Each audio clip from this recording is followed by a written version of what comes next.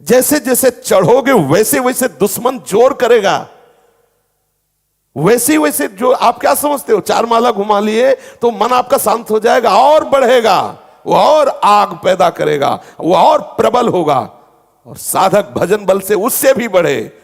जस जस सुरसा बदन बढ़ावा, तासु दून कपि रूप दिखावा, वैसे वैसे हनुमान जी दुगना अपना स्वरूप बढ़ाते चले जा रहे।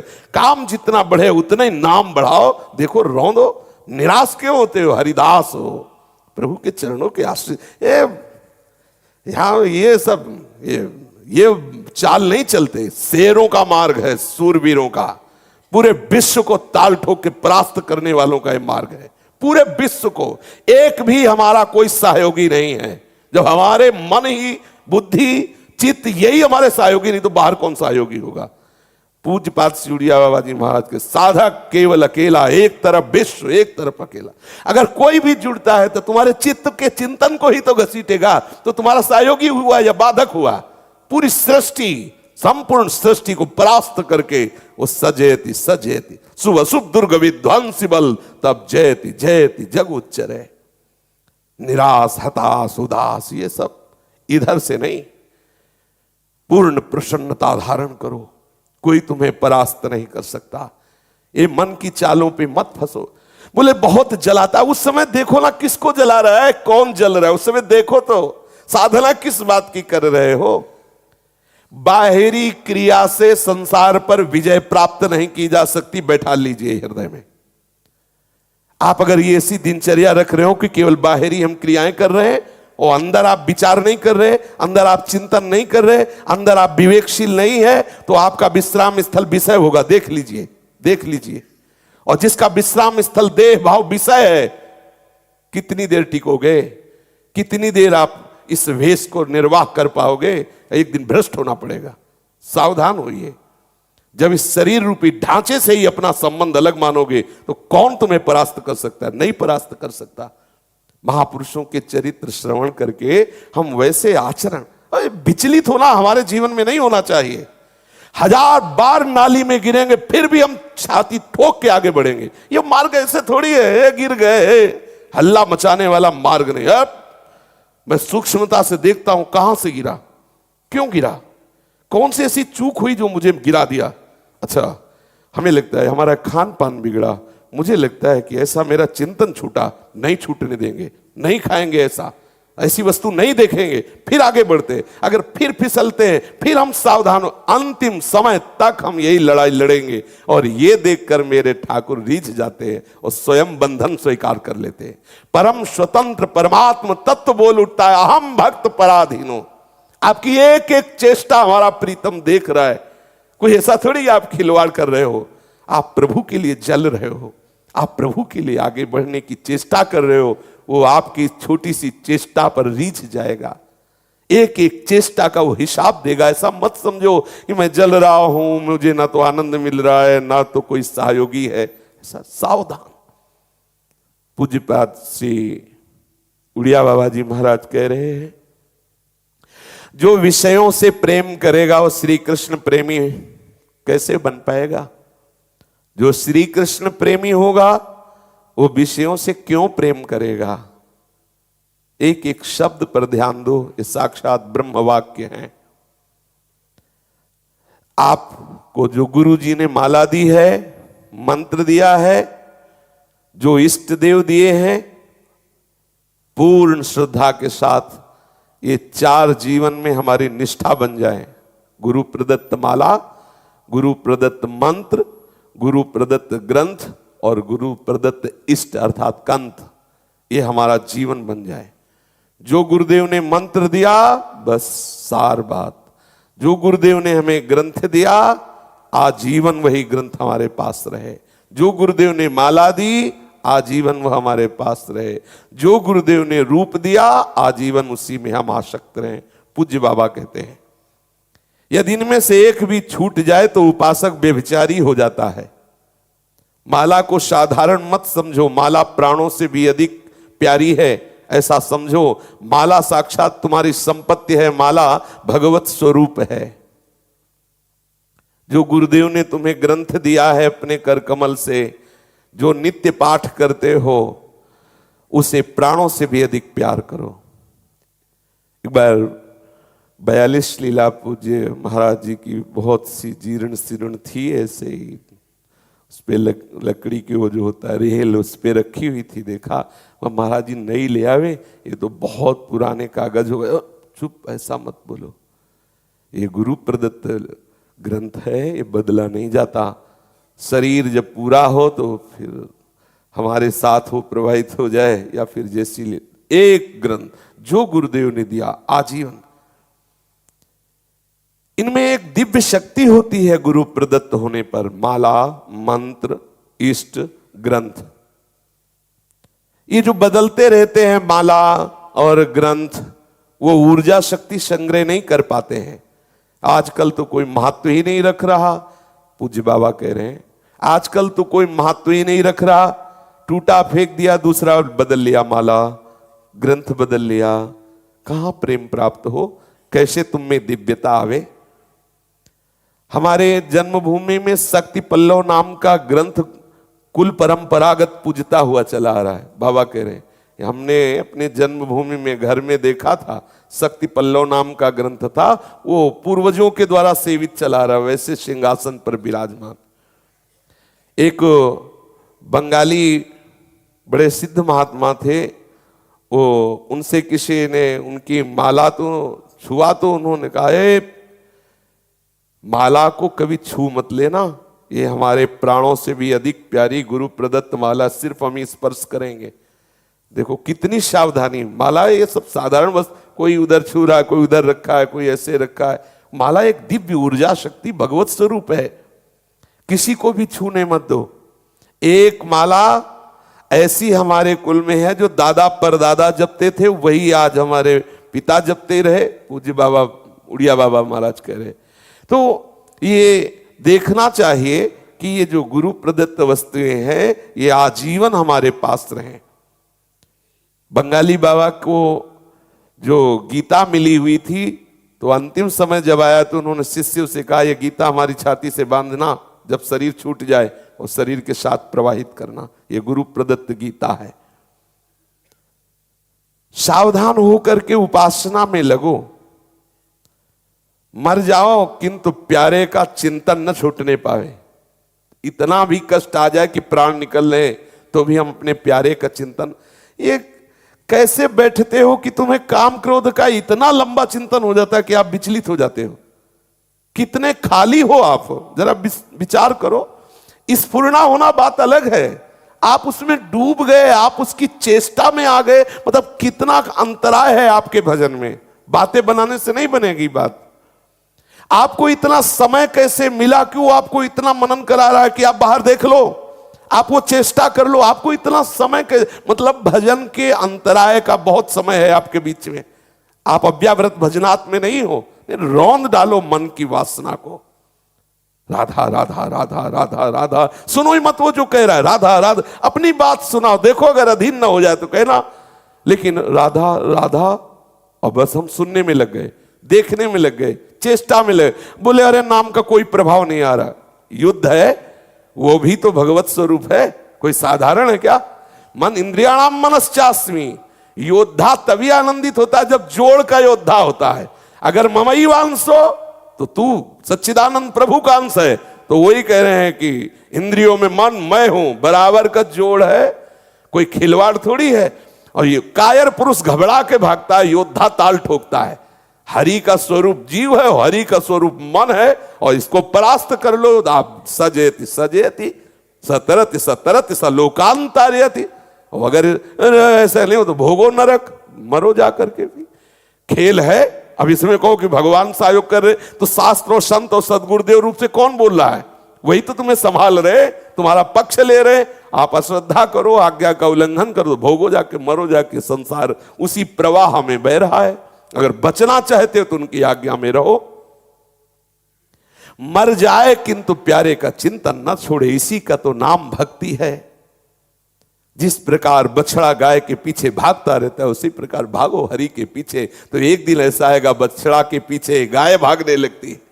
छोटा सा बछड़ा जब चरने के लिए इधर उधर घूमने लगता है तो गाय रंभा करके उस बछड़े के भक्तन पाछे यो फिरत, जो बछड़ा पहले तुम स्वीकार करो आसक्ति, फिर देखो हरि तुमसे कितना प्यार करते हैं। थोड़ा आगे भूमिका में कदम रखो, जहां हो ये भूमिका कोई अच्छी नहीं है।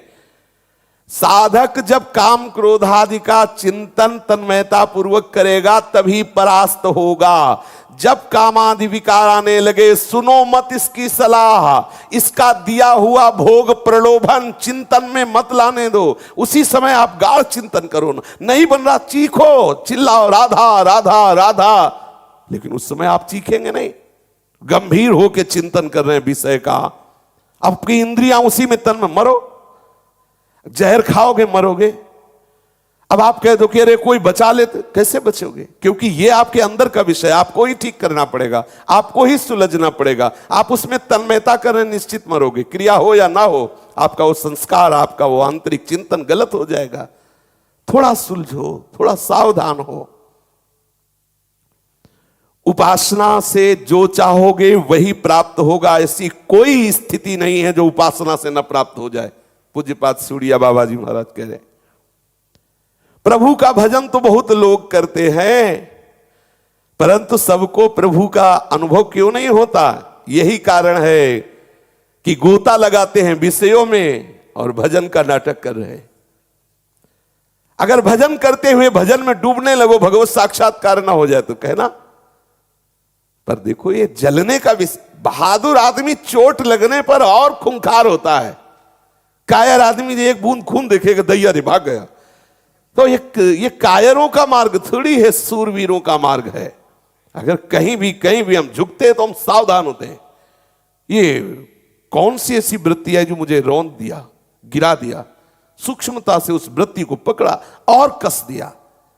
ये बिल्कुल आप ऐसा हवा मत समझो कि माया बहुत बड़ी हवा है। अगर माया भगवान की एक शक्ति है तो ऐसी अनंत शक्तियों को अधीन करने वाली भक्ति है।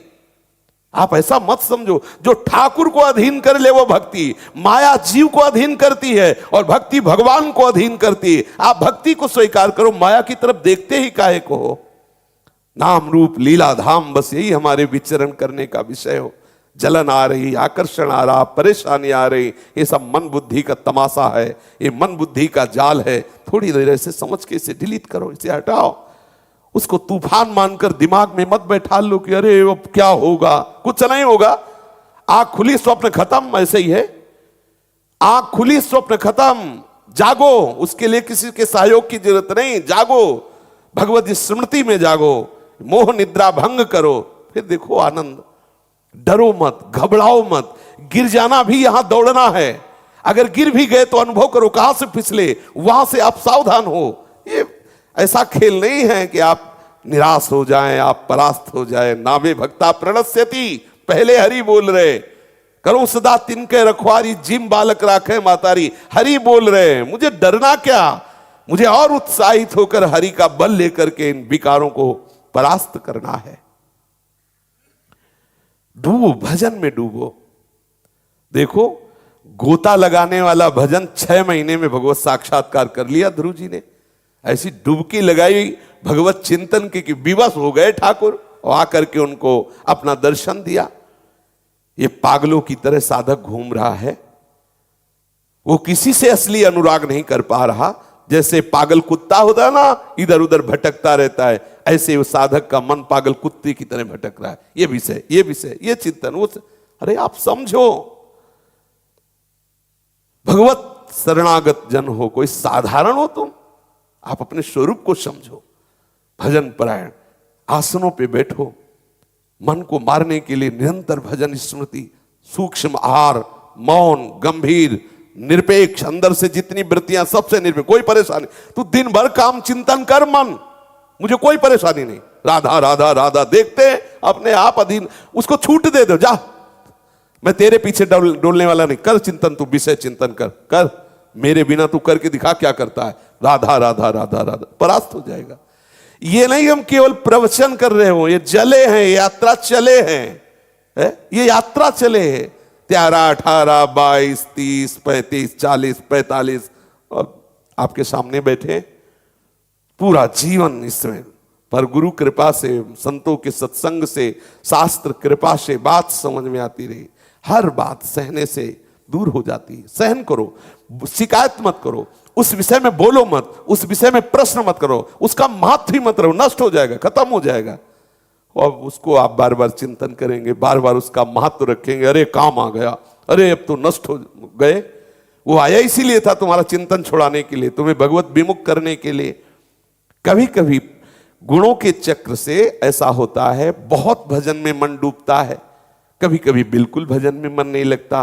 तो हो ध्रुवदास जी लिख रहे हैं, कबहू तो थोरो भजन कबहू होत विशाल, मन को धीरज छुटे नहीं गाय न दूजी चाल।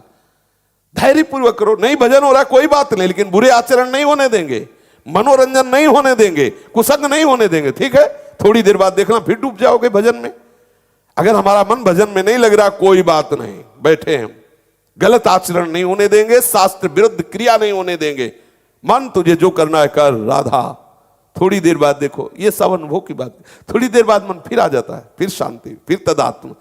अब अगर वो मन नहीं लग रहा, बोले चलो थोड़ा बाहर घूमे, आंख चराना शुरू कर दिया, इंद्रियों को चराना शुरू कर दिया, भ्रष्ट होने के चांस उसी समय वो पकड़ लेगा कोई ना कोई ऐसा जो आपको एकांत में भ्रष्ट कर देगा। इसलिए सावधान रहिए। बहुत बड़ा अवसर दिया है प्रभु ने भगवत प्राप्ति के लिए। ये पागलों की तरह चेष्टा बंद करो, असली वस्तु की तरफ लगो। ये पागल कुत्ते की तरह इधर उधर मन को भटकाना बंद करो। ये नानात्व में जब तक तुम्हारी बुद्धि रहेगी, वास्तविक तत्व का बोध नहीं होगा। सच्चा अनुरागी एक तत्व में लगता है, एक विषय में लगता है, वही वास्तविक भगवत अनुराग को प्राप्त होता है। एक, कल भी चर्चा हुई थी, एक पे अनेक से एक में आओ। निरंतर चिंतन से ही अनुराग होता है। वाणी से गुणानुवाद करो, हृदय से उन्हीं का चिंतन करो, नेत्रों से किसी और रूप में आसक्त मत हो, अपने इष्ट के रूप की तरफ देखो। ये जगत नाम की वस्तु ही नहीं है, केवल सियाराम ही सियाराम है। पूज्यपाद बाबा कह रहे हैं केवल सियाराम ही सियाराम है, बस सियाराम ही सियाराम है। भक्त और भगवान दोनों चिन्मय हैं। जब चिन्मय तत्व का चिंतन करता है तो भक्त का मन चिन्मय, बुद्धि चिन्मय, ये सब भगवत स्वरूप हो जाते हैं।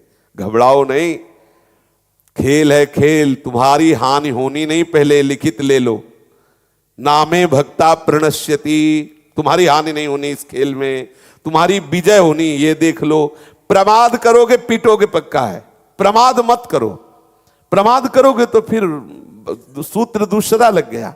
आज्ञा के अनुसार चलोगे तो भगवान स्वयं कह रहे क्षिप्रम भवति धर्मात्मा, मैं उसे महात्मा बनाऊंगा, मैं उसे धर्मात्मा बनाऊंगा। साधुरिव समंतव्या सम्यक व्यवसिता हिसा, उसे आज से ही साधु मानो क्योंकि उसने मेरा आश्रय ले लिया, अब निश्चित वो महात्मा बन जाएगा। भक्त और भगवान दोनों चिन्मय होते हैं। गलती ये होती है हम चिन्मय का चिंतन छोड़कर पार्थिव चिंतन करने लगते हैं, फिर हमें दो दिखाई देने लगते हैं, फिर हमें बहुत दिखाई देने लगते हैं, बस यही फंसाव हो जाता है।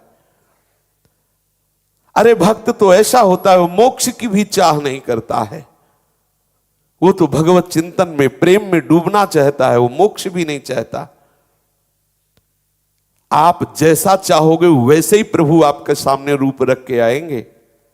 देखो प्रहलाद के लिए भगवान ने कितना सुंदर रूप त्याग के भयंकर रूप धारण किया, नरसिंह रूप धारण किया। आश्चर्य है, सेन भक्त के लिए आप नाई रूप धारण किए। आप जैसे प्रभु को चाहोगे वैसे प्राप्त कर लोगे। आप प्रेमवश अधीन होने वाले प्रभु के केवल चिंतन में लगो, जैसा चाहोगे वैसा प्रभु आपको अनुभव कराएंगे। बाबा कह रहे हैं इष्ट देव का निरंतर चिंतन करना आपका मुख्य कर्तव्य है। जैसे मिश्री के खिलौने में जिधर से भी छुओ मीठा ही मीठा है, ऐसे ही प्रभु आनंद ही आनंद है, आनंद बपू है। आप जुड़ो तो फिर आपको लगेगा कि नाम भी तो जप रहा हूं, पाठ भी कर रहा हूं, लेकिन हृदय प्यारे उसको जलना होगा। बिना स्वर्ण तपे चमकता नहीं है, थोड़ी देर मन को जलना होगा, क्योंकि उसमें प्रेम रस आना है ना। तो जैसे मटकी कच्ची हो तो बिना आवे में तपे वो रस रखने लायक नहीं होती, अगर डाल दिया जाए तो मटकी फैल जाएगी। ऐसे ही तुम्हारा मन रूपी मटका अभी कच्चा है, तो उसे ताप में तपाया जा रहा है। सहन करो चुपचाप, आप मन थोड़ी हो, थोड़ा सहन करो, पक्का होगा तो यही मन आपको आनंद में डुबो देगा। आप तो केवल इष्ट का चिंतन करो। भक्ति का आधार तो श्रद्धा और विश्वास है। श्रद्धा विश्वास से आप ये बात स्वीकार कर लो, प्रभु हमें बहुत प्यार कर रहे हैं, हम कभी परास्त नहीं होंगे, हम केवल प्रभु के चिंतन में लगेंगे, जितने भी कष्ट आएंगे उनको हम स्वीकार करेंगे। जब स्मरण के लिए किसी प्रकार की चेष्टा ना करने पर भी सतत स्मरण चले, तब समझना कि आप भक्ति का रंग आ गया है, अब भक्ति आई है, स्वाभाविक भगवत स्मरण हो रहा है। देखो, जब ऐसी याद आ जाए, जैसे शरीर का आप ध्यान नहीं करते, शरीर का आप जप नहीं करते, पर शरीर को कभी भूल नहीं रहे, ऐसी जब भगवत प्रीति उदय हो जाए, भगवत स्मरण तार, भगवत चरणारविंद से इतना अपनापन, तब समझना कि भक्ति का रंग आ गया है। लगे रहो, घबराने की जरूरत नहीं। ये जो कर रहे हो ये भी ऐसा नहीं है, ये बहुत भाग्यशाली हो जो इतना कर रहे हो। अगर इतने पे अभी शरीर छूट जाए तो आप पीछे चर्चा सुन चुके हैं कि योग भ्रष्ट पुरुष की कोई ऐसी दुर्गति नहीं होती कि वो बादलों की तरह छिन्न भिन्न हो जाए। पुण्यवान लोकों में जाकर वो पुण्यों का भोग भोगने वाले जो बड़े बड़े पुण्यात्मा जन है, जिस सुख में आसक्त होकर भोगते, भक्त उनको अनासक्त भाव से देखता है। फिर श्रीमान कुलों में जन्म लेकर वो वहां भी अनासक्त होकर फिर भजन मार्ग से पूर्णता को प्राप्त होता है। हानि तो होगी ही नहीं, पर हम समय क्यों बर्बाद करें, हम ऐसी निराशा क्यों हृदय में लावे जो हमें नाम छुटवा दे, धाम छुटवा दे, भजन छुड़वा दे। ये मन की चाल यही है, माया की चाल यही है कि वो आपको आगे नहीं बढ़ने देगा। मान लो, इसीलिए प्रभु कह रहे मैं ये वो मन आधत स्वमय बुद्धिम निवेश है, दे दो मेरे को, मन को दे दो। गुरुदक्षिणा क्या होती है? मन को दे दो, अपने शरीर को दे दो। शरीर को आज से जो गुरुदेव आज्ञा करेंगे उसी के अनुसार चेष्टा, मन को गुरुदेव की आज्ञा के अनुसार ही संकल्प होगा, विपरीत नहीं संकल्प होगा। वाणी जो गुरुदेव आज्ञा कर रहे हैं वैसे ही हमारी वाणी का बर्ताव होगा। अब शास्त्र विरुद्ध, भगवत विरुद्ध वाणी नहीं हो गए। आप कुछ समय बाद देखेंगे आपका हृदय परम शीतल, परम शांत हो गया। इन बातों का मनन किया जाए और अपने आचरण में उतारा जाए।